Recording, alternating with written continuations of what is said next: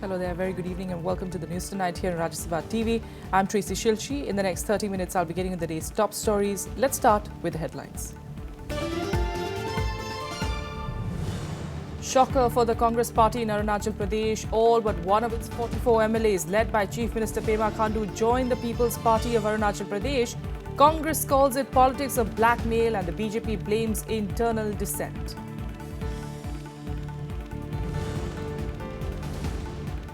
Samajwadi Party Supremo brokers peace between his son and brother. Akhilesh says he wants a say in ticket distribution, while Shivpal says Mulayam's word will be final.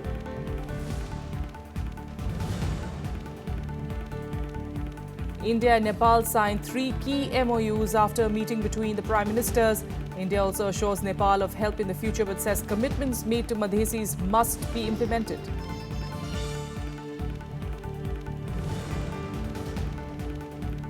Finance Minister Arun Jaitley calls out to public sector banks to address the NPA situation. Hopes banks will then be able to pass on the benefits of rate cuts to customers.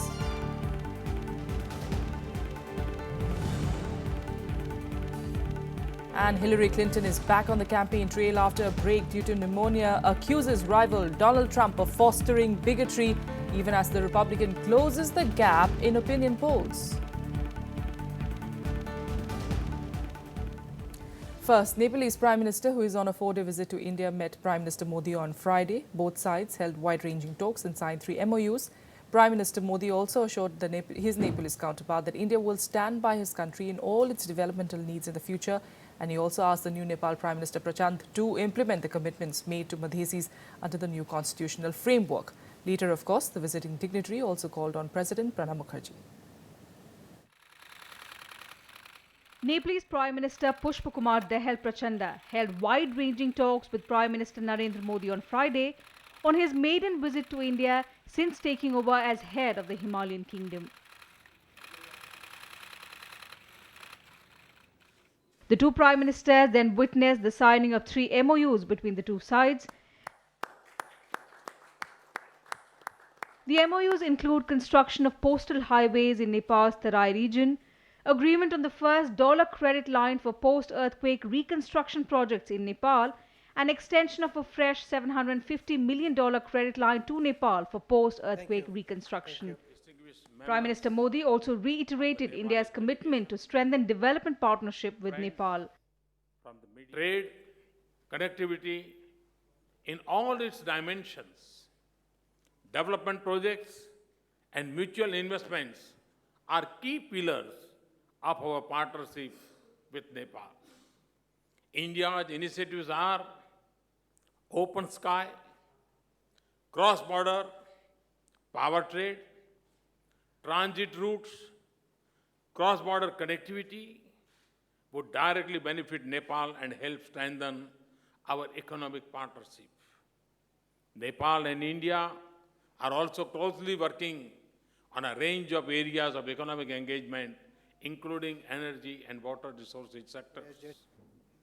Prime Minister Modi also commended Prachanda's efforts in strengthening democratic institutions in Nepal. He, however, urged him to bring internal peace to Nepal through inclusive dialogue, a clear hint to iron out differences with the Madhesi community.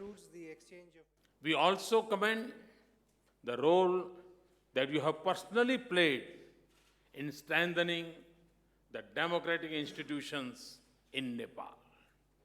You have been a catalytic force of peace in Nepal.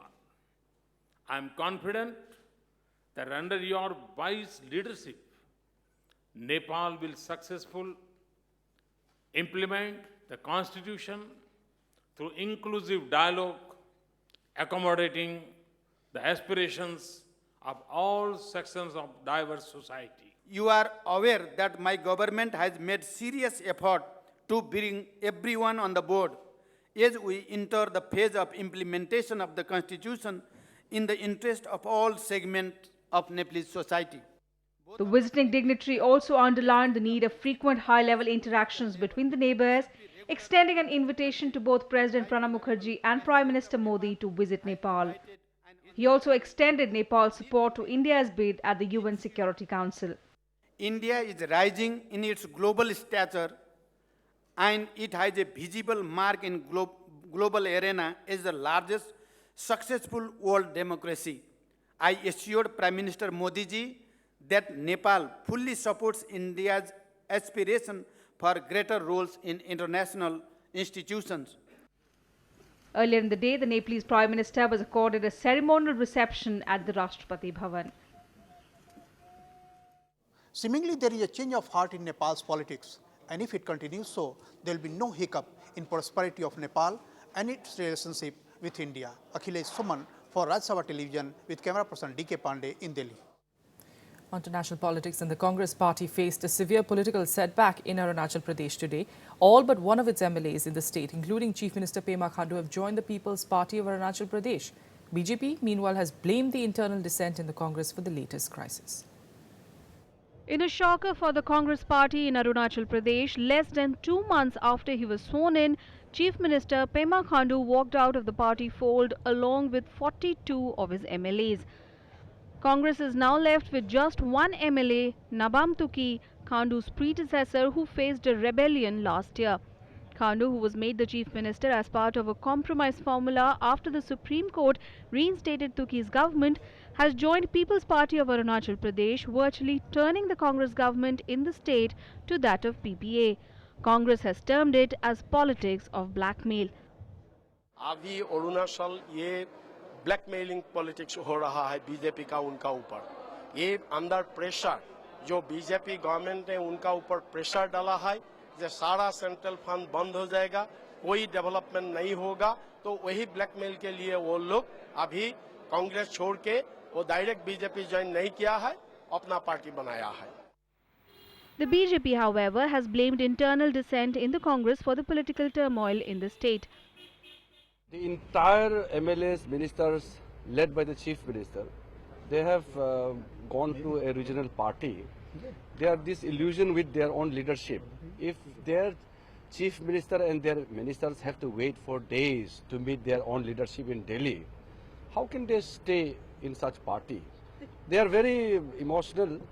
They were saying that publicly also, that they don't want to remain in Congress party. The Arunachal Pradesh Assembly's total strength is 60, out of which Congress has 47 MLAs, BJP has 11 and there were 2 independents. Status of 2 Congress MLAs is yet to be decided as they put in their papers before the recent political development that led to first the Tuki government falling in January 2016, imposition of president's rule in the state and then the installation of a government led by the late Kaliko Pul. Vishal Daya's report for Rajya Sabha TV. Samajwadi Party Supremo Mulayam Singh tried to broker peace between the warring factions in his family and party today through a series of meetings with both Akhilesh and Shivpal. The compromise formula also includes the reinstatement of Gayatri Prajapati, who was sacked by the CM, and restoration of Shivpal's portfolios.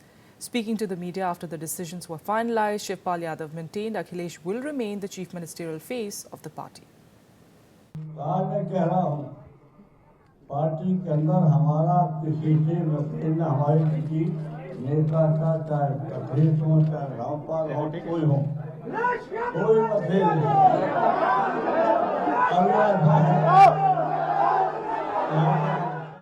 Family patriarch and Samajwadi Party chief Mulayam Singh finally broke his silence over the internal rift in his family and the party.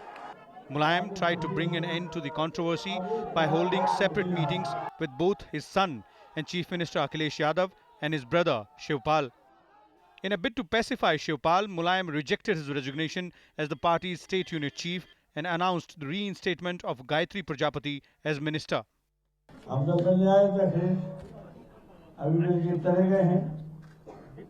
मैंने दोबारा काम कैसे करे आगे बढ़े चुनाव के लिए उसके लिए मैंने मीटिंग कराई उसके बाद आ जाएंगे कोई कहीं किसी प्रकार का मतभेद नहीं। Shivpal's supporters gathered outside his residence in Lucknow, shouting slogans in his favor. Shivpal later told them that he is with Mulayam. Netaji की बात तो मानना है मुझे और नेताजी जो भी फैसला करेंगे और कल करेंगे, बात सुन करके जो भी नेताजी फैसला करेंगे, अब कल फैसले करते जा रहे हैं। Meanwhile, in an interview to a private channel, Chief Minister Akhilesh Yadav indicated that he felt bad when he was removed as the party's state unit chief, but wants to have a say in the ticket distribution for the forthcoming assembly elections. However, signalling rapprochement with his uncle Chopal, he rejected the latest resignation from the Council of Ministers. इसीलिए आपसे कह रहा हूं कि मैं नेताजी से मिल करके आया हूं और मैंने नेताजी से कहा है, दूसरी बात ये कही है और जो मैंने अपने आप फिर सोचा है, यही मैं कहा कि नेताजी आपको जो अच्छा लगे, जो जिसमें आपकी खुशी हुई, वो फैसला मैं लूंगा. Mulayam had rushed to Lucknow from Delhi on Thursday evening after the public feud between Akhilesh and Chopal deepened. Vishal Dahiya, Rajya Sabha TV. Now, after the week-long unrest in Karnataka regarding the Kaveri water-sharing issue, Tamil Nadu and Puducherry also faced problems due to a day-long bandh on Friday. The bandh was supported by opposition parties DMK, Congress, MDMK, the PMK, TMC and the left. In the light of the bandh, security was tightened across several parts of the state. Meanwhile, Tamil Nadu Chief Minister Jayalalitha ordered the release of water from Mettur Dam for samba cultivation starting the 20th of September. A statewide bandh was called in Tamil Nadu and Puducherry on Friday over the Kaveri water sharing issue. The bandh call given by the traders and farmers is to protest against the violence targeting Tamils in Karnataka. The protesters are also demanding a long-term solution to the Kaveri water issue. Barring the ruling AIA-DMK party, all other major political parties extended their support to the bandh call. Top opposition leaders M.K. Stalin and Kanimuri of the DMK and MDMK's Vaiko were also taken into custody as they supported the shutdown over the Kaveri issue. And we want the Kaveri issue resolved for once for all. Every time this becomes a problem, every time the farmers are affected, and the Supreme Court order should be carried out in full, and Tamils have to be protected in Karnataka. பிரச்சனைகளுக்கு தீர்வு காண வேண்டும் என்பதனால்தான் திமுக அறிவிக்காமல் மாற்றார் அறிவிக்கின்ற போராட்டத்தில் கூட பெரும்பகுதியான இடத்தை திராவிட முன்னேற்றக் கழகம் இன்று ஆக்கிரமித்து போராட்டத்தை தொடர்கிறது. The Tamil Nadu Farmers Association also staged a rail roko at Saidapet railway station in Chennai. They are demanding the Prime Minister's intervention into the matter. As a precautionary measure, educational institutions and other installations remained closed in Tamil Nadu. Companies of Rapid Action Force and paramilitary forces were deployed at the border to ensure there are no untoward incidents. Public transport stayed off the roads, causing inconvenience to daily commuters. ना ही कहीं violence हुआ है, ना ही कहीं पे आतंक होने की किसी को जरूरत है. ये हमारा स्टेट बॉर्डर है, यहाँ पे काफ़ी एंट्री मतलब बहुत सारे प्राइवेट पब्लिक व्हीकल्स आते जाते रहते हैं सुबह से शाम तक, तो किसी तरह का यहाँ पे समस्या ना हो, इस कारण से यहाँ पे फोर्स ज़्यादा लगाया है हमने. Protests were also held in Bengaluru, where members of the KRV were detained by police after they staged a protest. As a preventive measure, Section 144 has been extended in Bengaluru till September 25th midnight. How to protect Tamilians here in Karnataka, and the same way this one Tamil Nadu has to protect the interest of Karnataka people over there. But it's but natural and it's the law of the land, and it's our duty, the state's duty to protect this, and we are doing it, and we are committed to do so. Kaveri water dispute sharing is an emotive issue, and owing to that, these issues had occurred. Now the point is that we have been able to control the situation effectively and quickly, without any delay, and there is no cause for worry now. Several Tamil outfits in Puducherry also called for a ban to condemn the violence against Tamils in Karnataka. Bureau Report, Rajya Sabha TV. In other news, Finance Minister Arun Jaitley today said that the NPA situation of public sector banks is still challenging. Speaking to media persons after meeting of heads of PSU banks in New Delhi, Jaitley said that greater initiative is needed in cases where it's difficult to find buyers or alternative promoters for assets that have accumulated bad loans. He also expressed hope that once the situation improves, banks will be able to pass on full benefits of RBI's rate cuts to the customers. He further said that the Reserve Bank will take into account the decline in retail inflation while deciding on interest rates at its policy review meeting on the 4th of October. Today, even in the meeting, have shown a clear determination that all monies due to the government, to the banks themselves would be recovered and they would take the legal process to its logical conclusion. They are finding it challenging to find alternative promoters and buyers, and they have been making efforts to do that. A government-appointed committee under the Chief Economic Advisor Arvind Subramanian to promote pulses cultivation submitted its report on Friday. It in reforms aimed at boosting pulse production and checking prices. The panel called for raising the support price by up to 1,000 rupees per quintal and lifting the ban on exports and stock limit, besides promoting GM crops. To encourage farmers to grow pulses in the coming seasons, the panel has also suggested a hike in MSP of various pulses. The panel has asked the government to buy monsoon-sown pulses from farmers immediately and also sought weekly reporting of pulses procurement. Government procurement machinery should be on high gear to ensure that the procurement of Kharif pulses takes place at this season's announced MSP. That's really, really important. I think we should be on war footing, and this is what will kind of elevate pulses and the attention that we give pulses, because it will signal to farmers and consumers that, you know, we're very, very serious about pulses. And I think this is what, and you know, just as a follow-up recommendation, I think to ensure effective procurement, we are also saying that there should be very high-level monitoring weekly, you know, with physical verification. With a quick break here, we'll be back with the international news in a bit. Stay with us.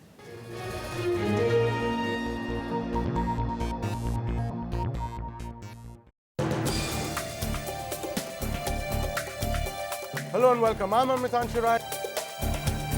They have introduced materiality provisions. The whole concept of independent directors actually apply on listed companies. The preferential shareholding was taken into consideration. A show that gives you an in-depth insight of legislations and laws pronounced by the Supreme Court. Watch Law of the Land on Rajya Sabha television.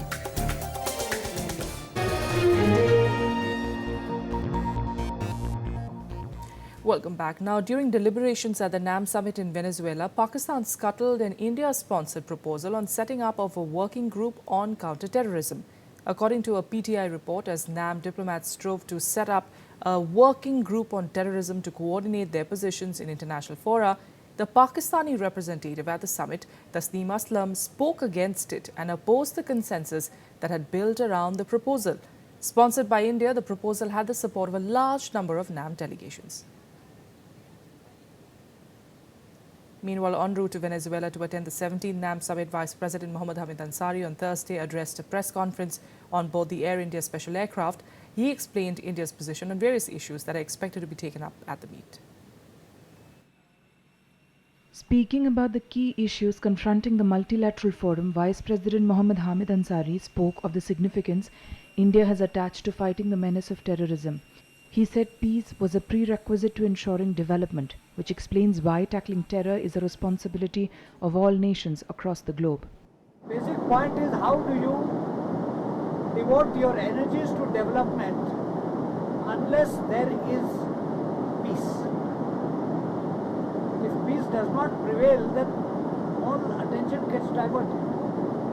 So we need peace, we need solidarity as a group of countries with more or less converging objectives, and development remains our priority agenda. The Vice President said there is no change in the methodology in how India is approaching the summit. There was a methodology in 1961. The methodology underwent changes in the 70s, 80s, 90s. Again, the methodologies are being adjusted, but the objectives are not changing. But the methodology has to remain the same. The Vice President also emphasized that in the present era, all member nations were bound by the same needs. Every country has got the same priority in its agenda, which is development. And development not according to somebody else's perception or dictate, but development to its own perceptions. Vice President Mohammad Hamid Ansari also said there was nothing extraordinary in Prime Minister Narendra Modi not leading the delegation to the NAM summit. He said that as always, India is being represented at the summit.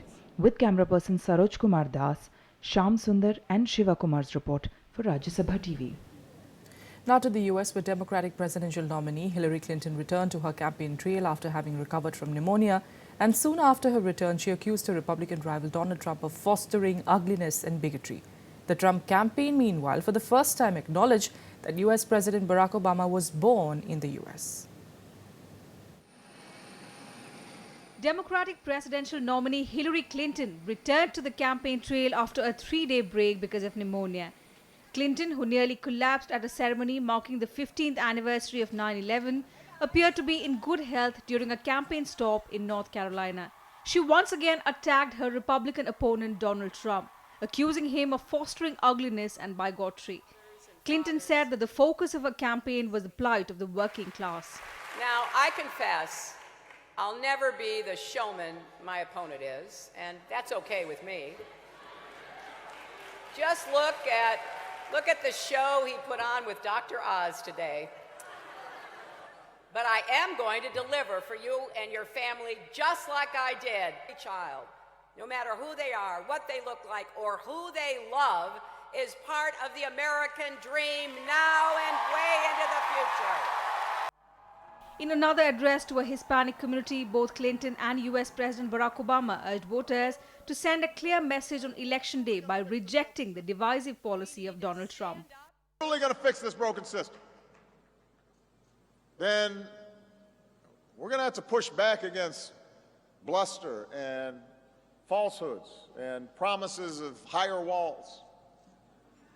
We need a comprehensive solution that works for our families and our businesses, that grows our economy, that enhances our culture. Meanwhile, the Trump campaign released a statement late on Thursday acknowledging that President Obama was born in the United States. Trump had been a leader of the birther movement that had questioned Obama's citizenship. In a speech to the Economic Club of New York, the Republican candidate changed his focus from attacking his opponent and called for a U.S. goal of 4% annual economic growth. Trump said his plans to cut taxes, eliminate regulations and revamp U.S. trade policy would create 25 million new jobs over a decade. The economic plan rejects the cynicism that says our labor force will keep declining, that our jobs will keep leaving, and that our economy can never grow as it did once before. And boy, oh boy, did it used to grow. The U.S. presidential election race has tightened, with latest polls showing Trump narrowing down on Clinton's lead. A New York Times CBS News poll released on Thursday showed Clinton having the support of 46% likely nationwide voters, with 44% backing Trump. However, polls in battleground states where the race is likely to be decided showed Trump in the lead. Bureau Report, Rajya Sabha TV. Leaders of the European Union, except Britain, are meeting in Bratislava to set out a new vision for the future of the bloc. The meeting is expected to focus on finding common ground for the migrant crisis and security issues and the economy. Amid deep-seated divisions over migration and economic policy, the first EU summit after Brexit is being held in Bratislava, Slovakia. Shaken by Britain's decision to leave the European Union, leaders of the bloc's remaining 27 countries aim to inject new momentum into the group. Je crois que nous devons être lucides sur la situation que connaît l'Europe. Je l'ai souvent rappelé, ce n'est pas une crise de plus, ça peut être la crise de son existence même, de ses fondements mêmes. This EU summit is being called an informal one because any formal summit would have to include Britain until it finally leaves the bloc. The summit this time around is aimed at restoring public faith in the European Union, which is now facing an existential crisis. However, EU leaders believe they have bigger issues like tackling the influx of refugees and addressing its weaknesses rather than fixing its image. You know, it's true that Europe has recently been shaken by all kinds of crises, but at the same time, it's my personal feeling. I think that the best motto for Bratislava meeting is that we must not let this crisis go to waste. The bloc is expected to focus on areas where there is common ground, including pledging closer defense cooperation, bolstering security at the EU's external borders, and boosting the capacity of an EU investment fund meant to generate growth and jobs. Es geht jetzt nicht darum, einfach von einem Gipfel die Lösung der Probleme Europas zu erwarten. Wir sind in einer kritischen Situation, sondern es geht darum, durch Taten zu zeigen, dass wir besser werden können im Bereich der Sicherheit, innerer und äußerer Sicherheit, Bekämpfung von Terrorismus, Zusammenarbeit im Verteidigungsbereich, dass wir besser werden können in den Fragen von Wachstum und Arbeitsplätzen. I think that we have huge, serious external challenges. One, in addition, was Brexit and is Brexit, but fragmentation was a challenge in larger scale or less scale as usually, and we have no choice but to look for solutions. Without Britain, the EU leaders are expected to come up with a realistic plan for Europe, which would reflect the bloc's concerns, hopes and desires. Bureau Report, Rajya Sabha TV. A Swedish appeals court has upheld an arrest warrant for WikiLeaks founder Julian Assange over a 2010 rape accusation, rejecting his request to have it lifted. The court announced in a statement that Assange is still detained in absentia, and it shares the assentment of the lower district court that Julian Assange is still suspected on probable cause of rape and that there is a risk that he will evade legal proceedings or a penalty. The court also noticed that there was a strong public interest in the investigation of the rape claim against Julian Assange. He has been living in the Ecuadorian embassy in London for 5 years to avoid extradition to Sweden, where he faces sexual assault accusations, of which he denies allegations. Ecuador has set an 17th October date for the questioning of Assange in relation to that rape investigation. Now some sports news, and in Davis Cup World Group playoff, India lost their opening encounter against Spain. In the first singles match, India's Ramkumar Ramanathan lost to Feliciano Lopez 6-4, 6-4, 3-6, 6-1 to give Spain a 1-0 lead. Ramanathan was earlier scheduled to play 14-time Grand Slam champion Rafael Nadal before the Spaniard pulled out of the match due to a stomach bug. India and Spain have locked horns thrice so far in Davis Cup, with the European nation leading the head-to-head record 2-1. The winners of the tie will advance to the World Group stage. India had beaten Korea 4-1 in the Asia-Oceania Group 1 second-round tie. And that's all we have for you on the news tonight. Thanks so much for joining us.